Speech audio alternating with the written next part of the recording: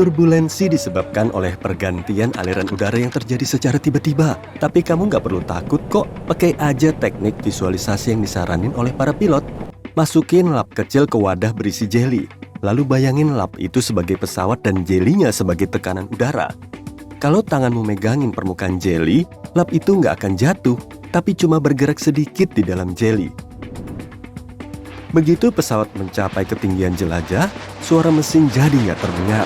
Padahal mesinnya tetap menyala.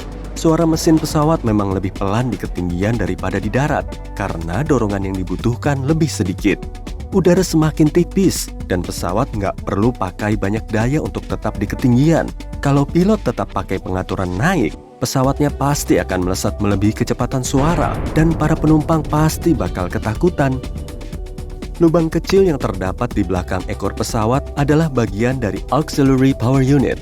Lubang ini berfungsi untuk menghasilkan daya pada sistem kelistrikan pesawat, termasuk lampu, kontrol navigasi, pemanas, dan AC. Unit daya akan langsung aktif saat pesawat berada di landasan pacu. Unit ini sebetulnya nggak menyuplai seluruh daya pada pesawat. Saat mesin pesawat menyala, bagian ini langsung mati, kemudian aktif lagi saat pesawat mendarat di bandara tujuan. Turbin dipasang di bawah sayap agar servis mesin pesawat bisa lebih murah, cepat, dan mudah. Di zaman dulu, turbin berada di ekor, tapi perbaikannya lebih lama dan lebih mahal. Tapi setelah mesin dipasang di bawah sayap, tiket pesawat jadi lebih murah. Di kebanyakan pesawat, penumpang yang duduk di baris pintu darurat harus naik tutup jendela ke atas saat mau menutupnya. Tujuannya untuk menjaga keselamatan. Pintu darurat di atas sayap bisa dipakai untuk keluar pesawat dalam kondisi darurat. Beberapa pintu jendela darurat nempel langsung pada pesawat. Ada juga yang terpisah dari badan pesawat, tapi semuanya punya handle darurat di atas panel. Dan pintu ini nggak akan ngebuka tanpa bantuan handle. Handle ini juga ada di luar pesawat, sehingga bisa dibuka dari luar oleh tim penyelamat. Karena adanya handle ini, bagian atas tutup jendela jadi nggak punya celah. Tapi nggak masalah, bagian bawahnya masih punya banyak celah. Kamu baru tahu kan? Sandaran tangan kanan di kursi lorong ternyata bisa dinaikin loh. Dan kuncinya ada di bawah sandaran tangan. Bentuknya bukan berupa tombol, tapi tuas yang terpasang di dekat belakang kursi. Kamu bisa menariknya supaya penumpang di sebelahmu bisa lewat. Sandaran tangan kiri di kursi jendela juga punya fungsi serupa. Angkat aja sandarannya kalau kamu mau nyender di jendela. Tapi jangan lupa turunin ya, kalau pesawatmu mau lepas landas dan mendarat, biar kamu tetap aman. Pesawat biasanya digerakkan oleh kendaraan penarik di bandara saat mau keluar dari tempat parkir. Itu bukan karena pesawatnya nggak bisa mundur sendiri ya. Untuk mundur sendiri, pesawat perlu menggunakan daya dorong terbalik. Tapi arus udara kuat bisa bikin serpihan kotoran masuk ke mesin atau membahayakan kendaraan, gerbang, dan kru landasan. Hal ini juga bisa ngeborosin bahan bakar dan bikin suara pesawat jadi sangat bising. Apalagi, pilot nggak punya kaca spion kayak sopir. Jadi, mereka nggak bisa ngelihat ke belakang pesawat. Nah, sekarang kamu udah ngerti kan kenapa proses berisiko ini dilarang di bandara? Sayap pesawat dibikin mulus agar udara mudah mengalir di permukaannya. Itu juga bisa mengurangi hambatan saat penerbangan. Berarti kaitan kuning yang menyembul kayak gini malah memperburuk aerodinamika dong. Bener banget, tapi itu juga penting untuk menjaga keselamatan. Bayangin saat pesawat melakukan pendaratan darurat di tengah laut. Si burung besi harus meluncur di permukaan air. Kemudian, kapal penyelamat segera datang untuk mengevakuasi penumpang. Sebelum pintu pesawat ngebuka, seluncuran penyelamat dibuka dulu. Lalu, para penumpang harus berjalan di atas sayap untuk menuruni seluncuran. Tapi permukaan sayap licin oleh air. Biar mereka nggak jatuh, awak kabin memasang tali penyelamat. Salah satu ujung tali terikat ke pintu, dan satu lagi diikatkan ke pinggiran sayap melalui kaitan ini. Saat proses evakuasi, tali ini bisa dipakai untuk pegangan. Awak kabin juga bisa memasang kapal penyelamat pada sayap dengan bantuan tali dan kait supaya mereka nggak terbawa arus.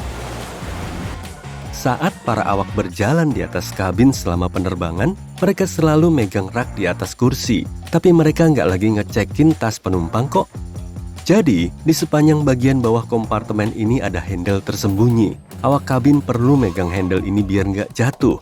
Dengan begini, mereka nggak perlu megang kursi penumpang atau mengusik mereka saat berjalan di kabin. Kamu pernah merhatiin nggak? Tiap kali pesawat mau lepas landas, lampu kabin akan berkedip. Artinya, pilot sedang mengalihkan kelistrikan pesawat dari suplai listrik bandara ke suplai listrik pesawat. Peralihan super cepat inilah yang bikin lampu kabin langsung berkedip. Penumpang selalu naik pesawat dari sisi kiri, karena kursi pilot juga ada di sebelah kiri. Jadi, dia akan lebih gampang meluruskan posisi pesawat dengan garba rata terminal. Pengisian bahan bakar dan peletakan bagasi juga dilakukan dari kanan pesawat. Kalau penumpang naik dari sebelah kiri, para petugas bisa bekerja dengan efisien. Pada dinding atas kursi penumpang juga ada segitiga hitam. Segitiga ini bisa nandain kalau kursi itu punya pemandangan sayap pesawat yang paling cantik. Jadi, dari situ kamu bisa ngambil foto estetik untuk diupload di sosmedmu. Tapi nggak cuma itu aja. Awak kabin bisa mengawasi kondisi pesawat melalui jendela di bawah tanda segitiga ini. Saat sayap pesawat membeku, mesin terbakar, atau pilot menerima sinyal gangguan, para awak bisa segera mendekati segitiga ini untuk ngecek situasi. Kalau kamu pernah dengar bunyi misterius di dalam pesawat selama penerbangan, sebetulnya itu adalah bahasa rahasia awak pesawat untuk berkomunikasi. Bunyi ini akan terdengar beberapa saat setelah lepas landas, yang intinya ngasih tahu awak kabin kalau roda pendaratan udah dimasukin. Bunyi satu kali saat penerbangan menandakan kalau salah satu penumpang perlu bantuan. Kalau kru kehabisan makanan atau minuman saat lagi menyajikan makanan, mereka bisa minta stok ke rekan mereka dengan memakai kombinasi bunyi tinggi dan rendah. 3 nada rendah berarti akan terjadi turbulensi parah, jadi awak kabin harus duduk. Fungsi sabuk pengaman di pesawat nggak sama kayak sabuk pengaman mobil. Sabuk pengaman di mobil melindungi kita dari benturan horizontal.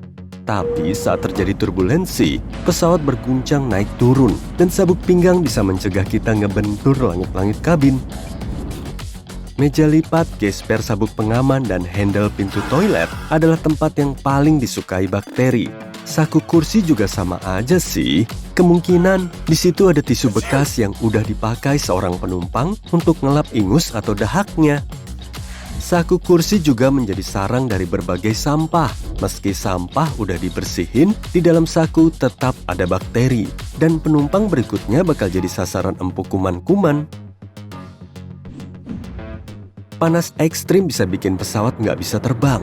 Pesawat bisa mengudara karena ada daya angkat yang dihasilkan sayap. Dan udara di bawah sayap menaikkan pesawat. Tapi saat cuaca ekstrim, pesawat nggak bisa menghasilkan banyak daya angkat. Kalau hal ini sampai terjadi, udara panas akan memuai, sehingga densitasnya lebih rendah dari udara dingin.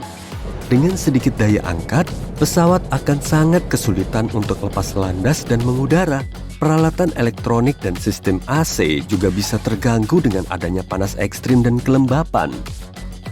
Jet kecil nggak bisa beroperasi pada suhu di atas 48 derajat Celcius, sedangkan pesawat Airbus dan Boeing besar paling cocok dioperasikan pada suhu di bawah 52 derajat Celcius.